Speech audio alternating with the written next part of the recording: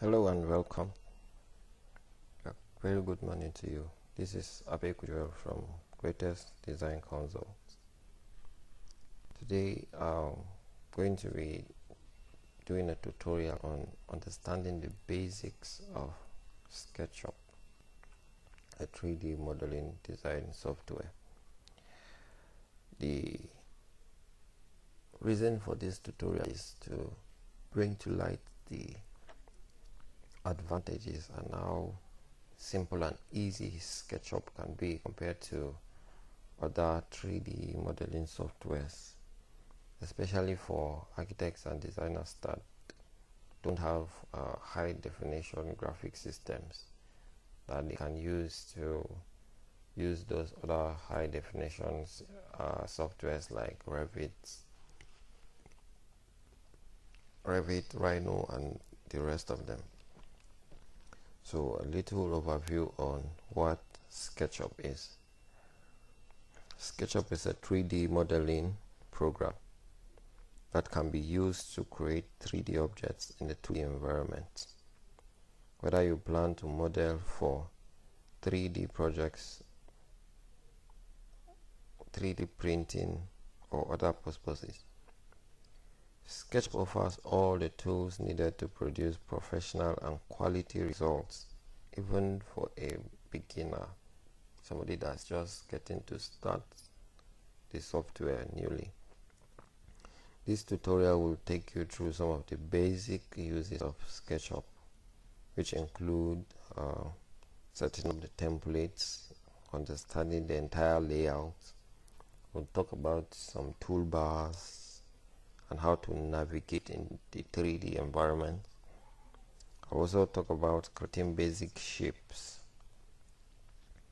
and then creating and placing 3D text, grouping of components, exporting the SketchUp file to other files, and then saving your project. So let's get started. First, for a complete beginner, once you have SketchUp installed on your system, you go ahead to see its the SketchUp icon displayed on your desktop. It's one way to open SketchUp by double clicking on it to open it, or you can click on Start, navigate through your programs, find SketchUp and click on it. So you see, this is where to find them. If you click on Start, you find SketchUp and click. But this is a faster way, since already it's on your desktop. You just double click it to open. When it opens like this, this is how you see it. It comes like this, and you have an option to choose the template you would want to use. So we'll click and then view the templates we want to use. There are several other templates, some in feet, in meters, in feet and inches, architectural design in millimeters, architectural design in meters, construction documentation, urban planning, landscape architecture, woodworking, interior design, 3D printing both in inches and feet and millimeters. In this case, I'm going to choose architectural design millimeters and click Start.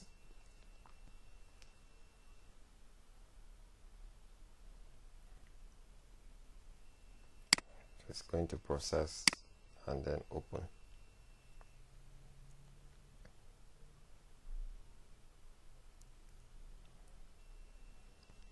So this is meters, architectural design in millimeters.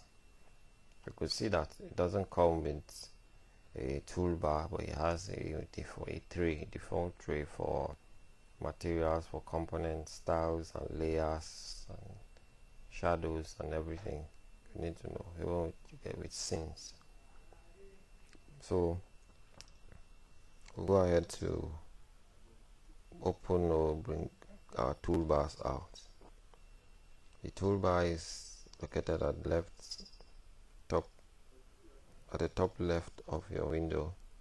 This is where you'll be selecting different tools you want to build to create any 3D model you want. So you simply click on the toolbar you want to use.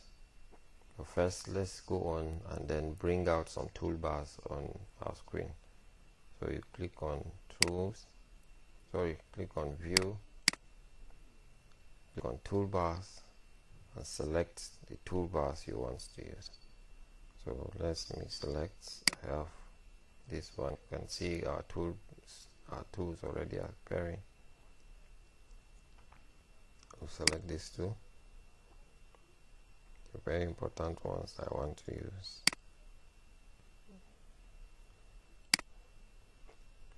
The more I click, the more you see the toolbars come out.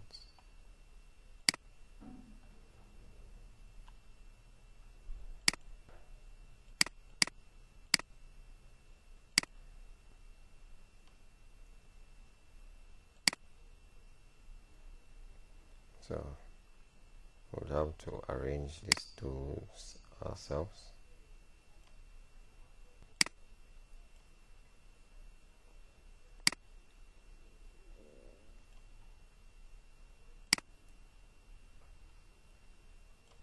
So you can see that we have enough tools to walk around with. Some of them are identical, some of them are not. But you arrange your toolbar like this, and then click close. Simply close. Now I'm going to show you how to navigate within the 3D window. So to navigate in the 3D environment of SketchUp, you use the scroll wheel. The scroll wheel on your mouse, your external mouse, to navigate, or you use the pan tool. See, this is pan. You can easily move the environment to wherever you want it to be. You can also use the orbit tool to rotate within the space, within the SketchUp environment. You use the scroll wheel on your mouse to zoom in and out. There's also a zoom in and zoom out tool. This one, you could see it highlighted. This is for zoom in and zoom out. The same thing. This one is to zoom a particular window. If you click and drag it to zoom your drawings to that particular level. So I'm going to describe some of the tools on the toolbar. Let's go ahead and delete this. We don't need it for now. So I'm going to describe some of these toolbars, these tools on this toolbar. So this one right here is the selection tool. It is a commonly used tool. It is used to either select faces, select lines, or select objects. Select a line or to select a face on an object, just click once on a face. To select a line, click once on the line. To select an object, you double click on the object and it will select it for you. This next tool is the eraser tool. It's just like the cleaner you use, the eraser you use for your on your paper. Whenever you want to delete any object, you pick up the eraser tool and then click on it once, it will delete. So it erases lines, it erases multiple lines. If you want to erase multiple lines, you just click and drag over all the lines. Let me demonstrate that. If you have multiple lines this way. You pick up your eraser tool. If you just hover around and click once, to just delete one line, but you can hover around all of them and delete them at the same time. So that's what this tool does. This selection tool, this is how it's used. So if I want to select an object, if it is a face, I click on the face, it selects the whole face. If it is the line I want to select, I just click once on the line and it will select. But if I want to select the entire object, I double click on it and everything will be selected. So that's how to use this tool. Let me demonstrate again. You click once to select a face, you click once to select a line, you double click to select the entire object, just like that. So we have the line tool. Let's erase this.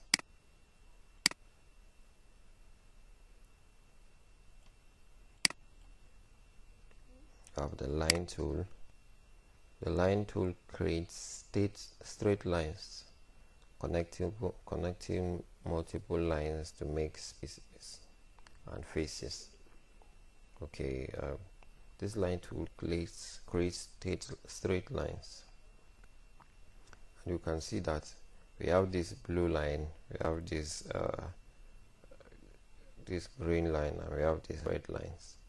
These are lines that guide us to create straight lines during our modeling. If you draw your lines, if it is horizontal, if it is vertical or perpendicular, you should be following the axis of this either blue, red or green lines, else your building is not going to be straight. So like you can see, this line I'm about to draw is going through these straight lines. So you go ahead to make sure that whenever you are drawing a line, it goes in line with these straight lines.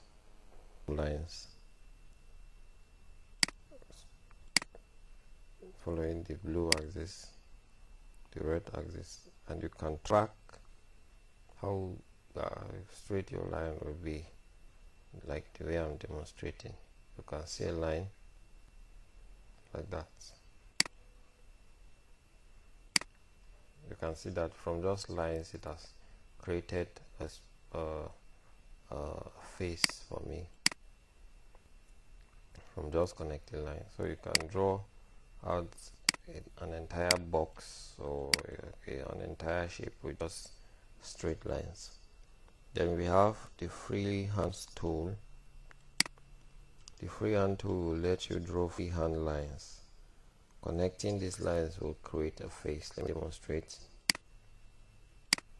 So by the time I draw this shape out and connect it to create a face. So it helps when you want to draw freehand objects. And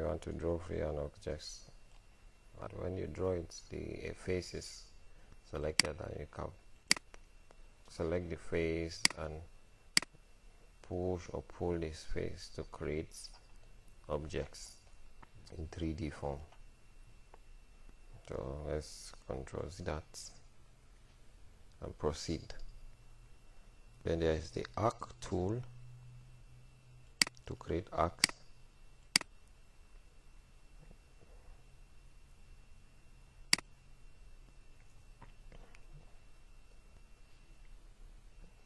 And there are different types of them. There are ones that you need to create 2 points, 3 points, and then a pie.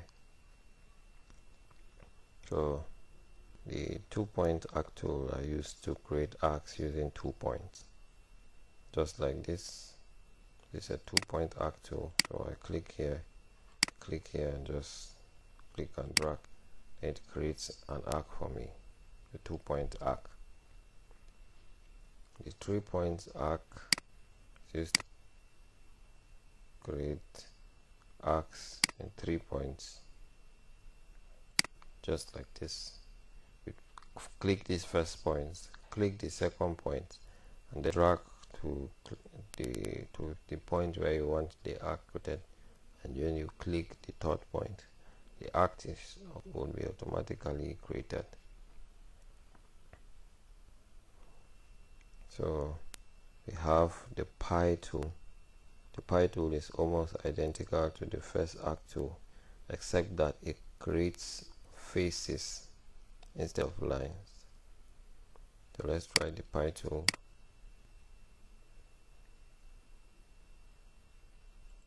Make sure your line is on either the red, green, or blue axis.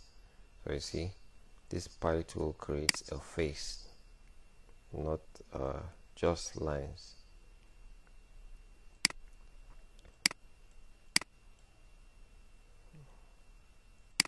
You can see me already using some of the tools I spoke about. So Sketchup is super easy compared to a lot of other 3D softwares. There's the rectangle tool used to create rectangles.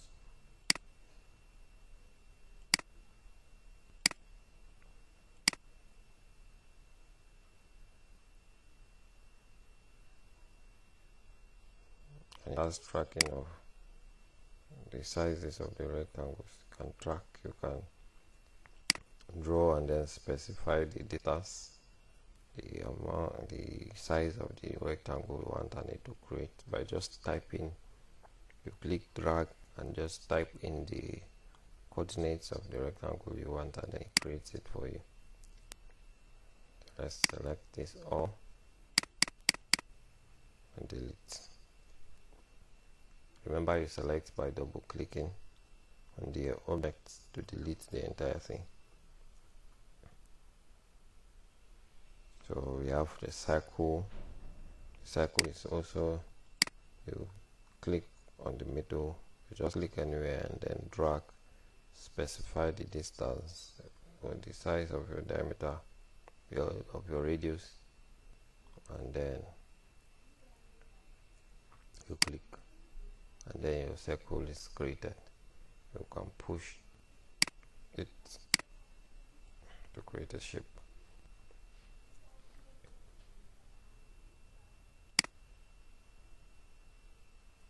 So we have the scale tool.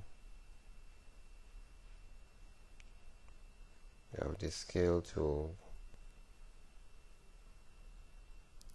We have the offset tool. We have the rotate tool. We have the move tool. We have the follow me tool, and the pull and push tool. This scale tool creates ellipse shapes that hold text. The offset tools create copies of lines at a uniform distance from the original lines. Let me demonstrate what this means. If I create a triangle this way and I click on the offset tool, it will create copies of these same lines I've made. You can see that it's creating the copies of the lines. If I click it to click another copy like that at same distance. So that's what the offset does. The move tool moves selected objects or lines or planes. So if I have an object here, let's say a rectangle, I want to move it, I would need to select, then click on the move icon to pick it from here, to point it here, or to take it there and then bring it back. So that's what the move tool does.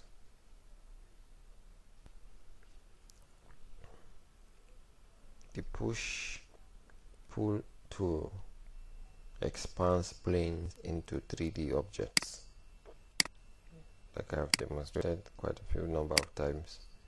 This is how you do the push and pull. You create objects in 3 dimensions using this push and pull tool.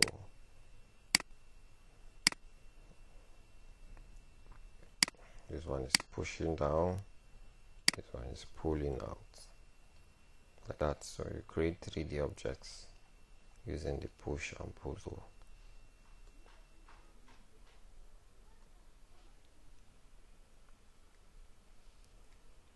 I have the tape measure tool.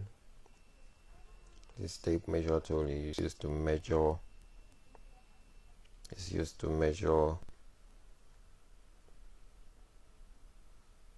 length of any object or region or space.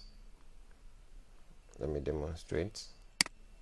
So I have a rectangle this way and I want to measure the length. I don't know the length and I want to measure. I click the length I want to measure, and then it gives me the distance. You can see the distance. You can see the distance displayed here on the measurement toolbar. If I click on this other side, it gives me the exact measurements.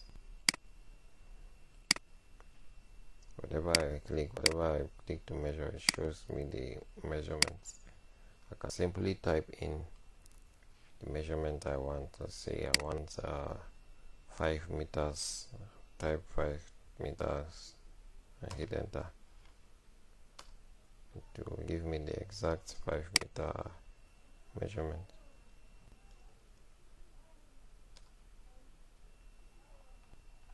So you could see 5 meters from here.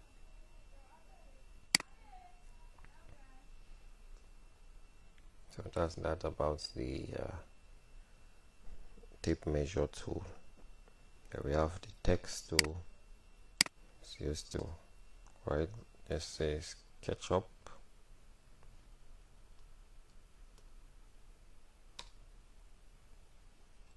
And I place. And there you can see Sketchup written. So whenever you might want to write text, you just pick the tool and then pick the tool and then click on anywhere, enter the text you want to write, and then click again to place the text. So you select all this and delete. We have the orbit tool used to rotate the viewing angle in a 3D space. So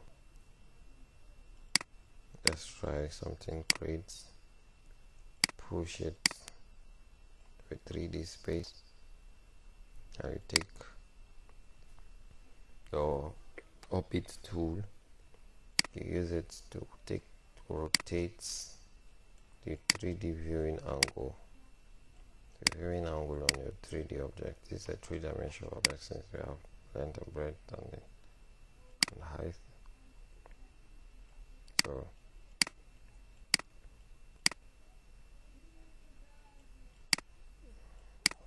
this is what actually the rotate does.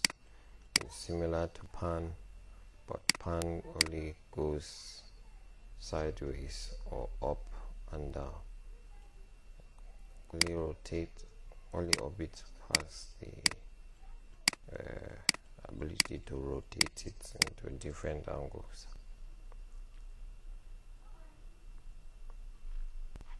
So let's go ahead to create some 3D basic shapes. So once in a 3D workspace, to create a shape, you will need to select a rectangle tool. You can click and move your mouse until the preview is correct shape and size. Then you click to lock the preview into place. Next, you will need to select the push and pull tool to expand the plane into a 3D object. So like the way I've been demonstrating, select a rectangle, check the preview, pick up your push and pull tool, and we have a rectangle. If we want a cycle, we pick up the circle, click, drag, and release. We push and pull, and then we have a cylindrical shape. If we want a polygon, we pick up the shape we want, click and drag, and we have a polygon. If there's triangle, we draw a line, and we have a triangle. Push and pull, and we have 5 basic shapes: the polygon, the rectangle, the cylinder, we have the circle, the triangle. I think we need a square too. So let's say 5,000 millimeter by 5,000. So we have a square of equal size, though small in scale.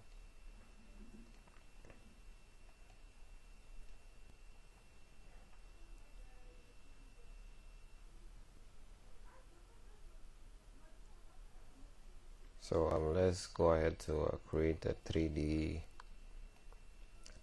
text. So we pick up this tool, the 3D text tool. You can see it. So create it and place it on top of a drawing. We can select the font style we want. Select the font style we want.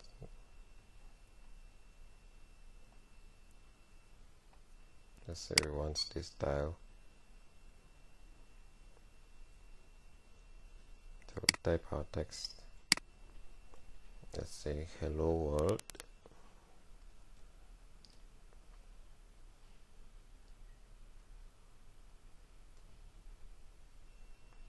And place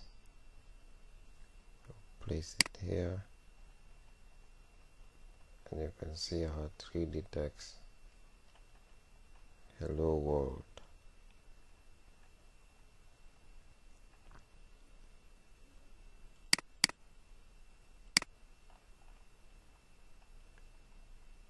You can type any text you want, any word you want, and then it will give you the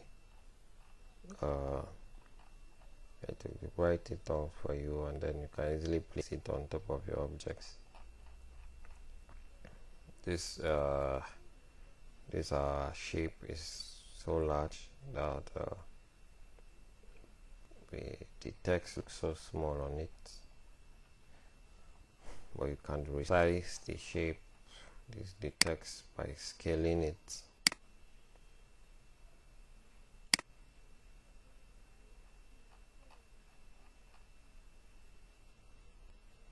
I resize it by scaling it.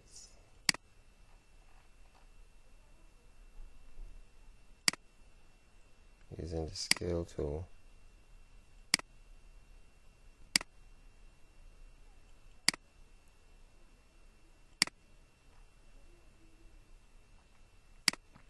So you could see how it looks now. At least it looks proportional to the shape we have.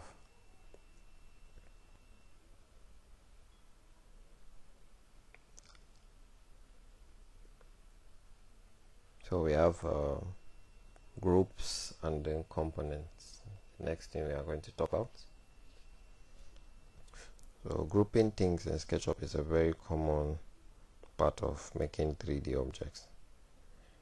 This is because in Sketchup, if you have 2 objects or faces touching each other, they will automatically fuse together. To fix this, you can group an object or multiple objects to prevent the group from fusing to an object that is touching. You can also use groups and components to select multiple objects at once. There are two different ways to make groups, and there are groups and components which are similar. So to create a group, you select the objects or faces you want to group, you right click and then make group. Either you make a group or you make a component out of it. So let's say we right click on this, we select this face, right click and then make a group. So even if we bring this other drawing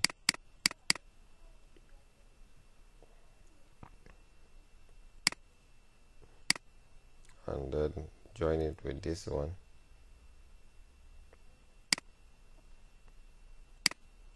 they don't join together. If I select this, it will select that on its own. By the time I select this, I can easily move this away and it will go without fusing the other one. Let me demonstrate something to show you. If I explode this, they automatically join, and by the time I want to move, it will move the two drawings together. Then let's Ctrl Z that and then try moving this. You could see that it deselects. So that's the advantage of making a group, making your items group in groups so that they don't intersect, especially when you want to apply materials or components. So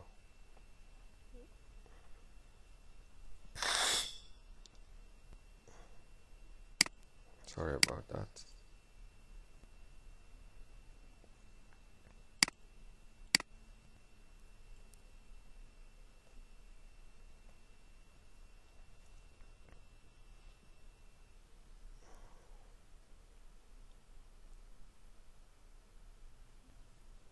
So if you want to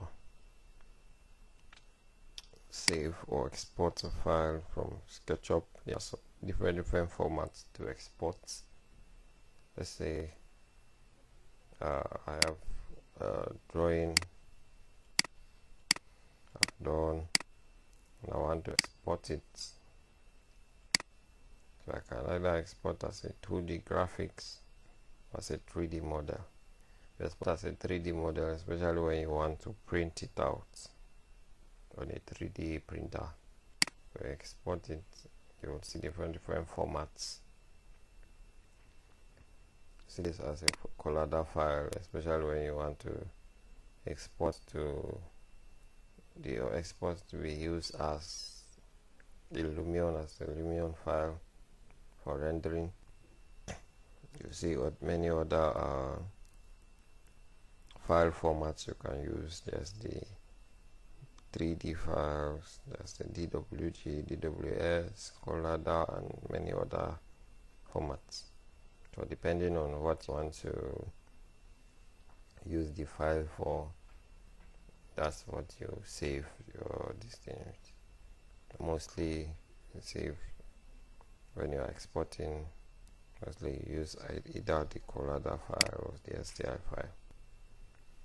But that's a tutorial for the day.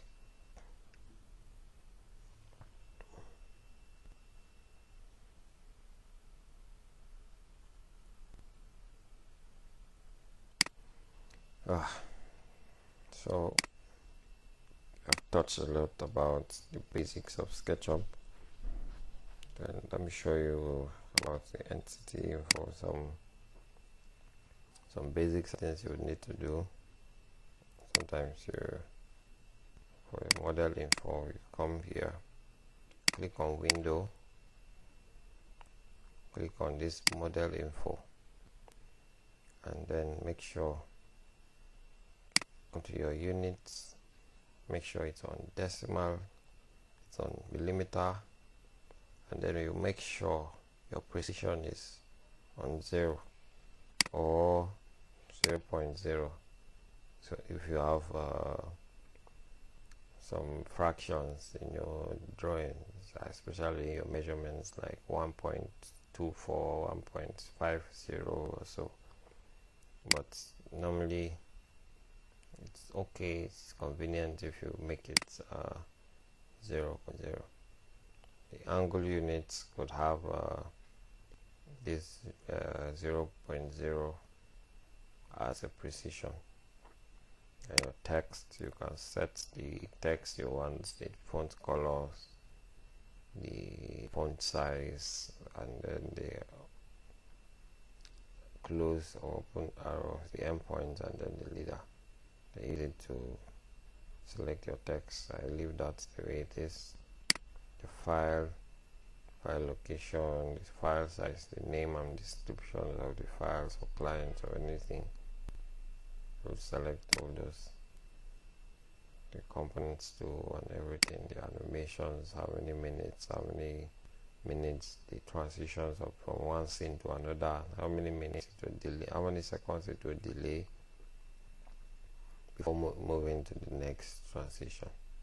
But this is the most important here. This is what you need to do first. Then you come to different materials. This is where you select the different materials to apply the model. Let's say I have this model here.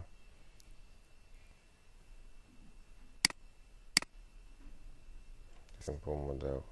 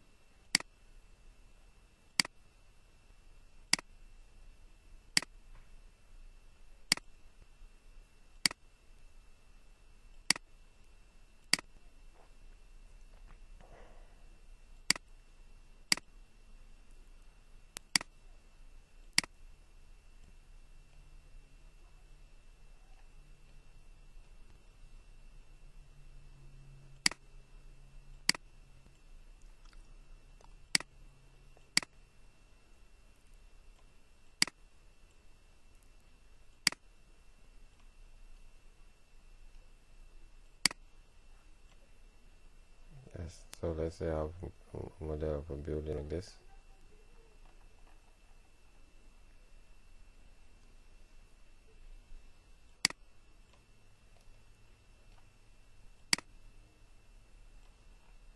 I want to apply materials onto it. You see I have a roof material.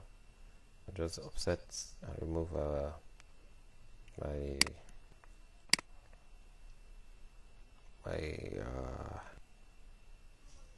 eaves. I have let's say 150.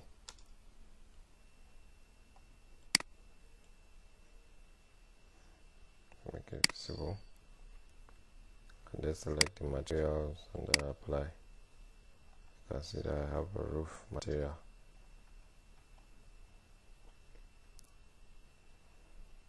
I can edit the material color.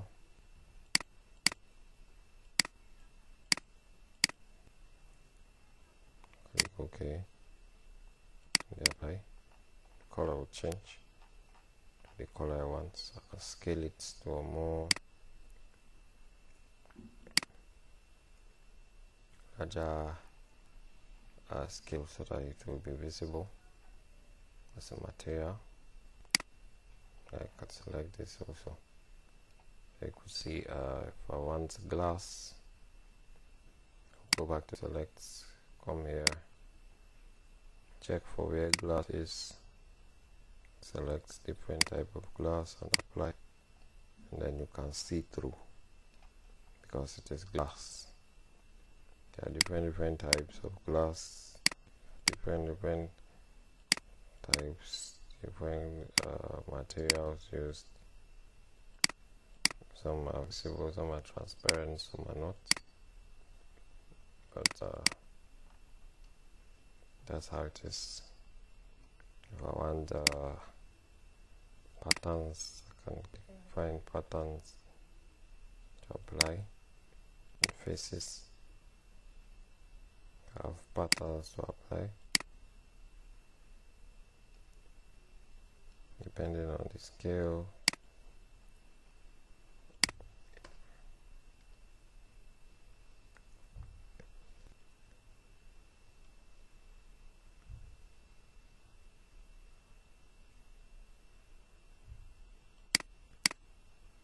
You can see how visible it is depending on how the scale, how big you want it to be. So this is a material window. We have shadows to change the sun shadow, whatever of what it is, the month of the year and the time, how dark and wet the sun is. So you can see that the more I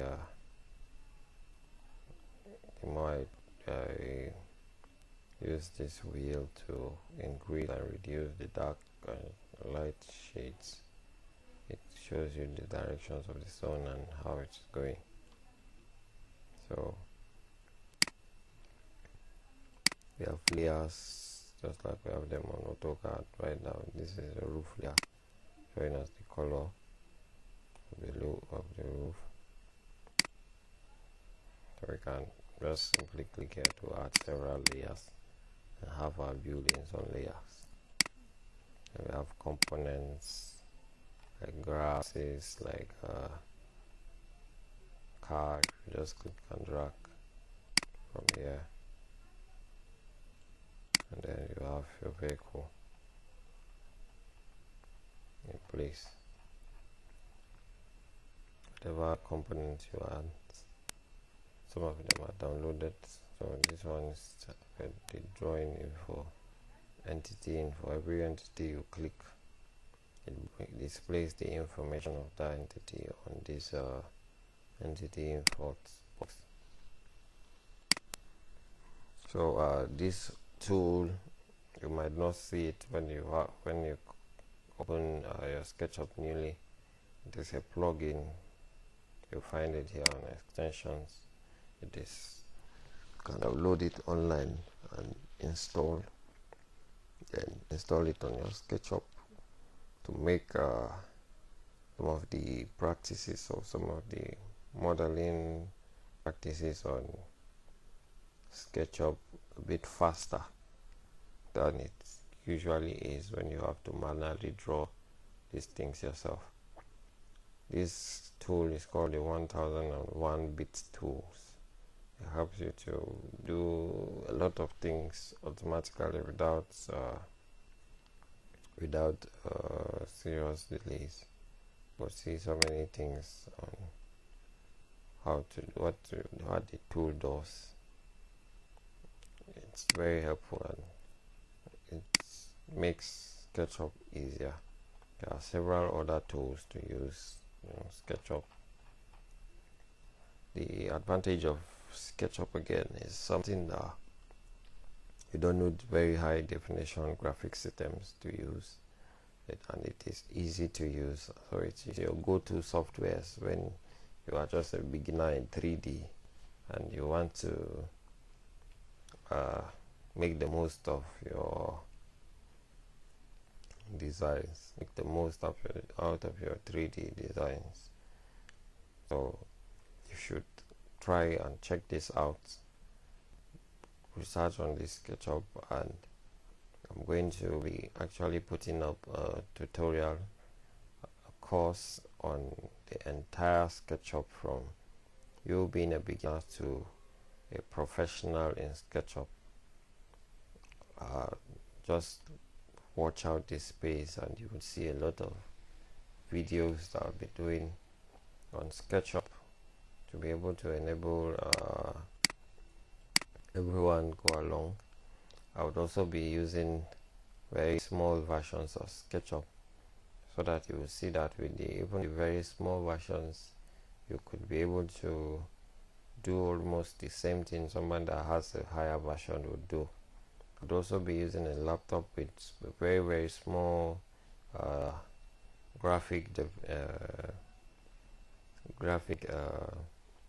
with little or no graphic dedications, and with little specifications, so that you would understand that with a very minimal budget you can be able to bring out 3D models. I would also do a comparison between Sketchup and other softwares. I'll do an interview with some other architects, and then you would get to find out why Sketchup is your go-to software to use when it comes to 3D. Though I might be doing tutorials on Revit and other high definition softwares too, but for now I want to be actually done with Sketchup first. Yeah, so if you like what you've seen on this tutorial, just simply click on the subscribe button, hit the like button, and then turn on your notification so that you can catch some very exciting and then educative videos on structural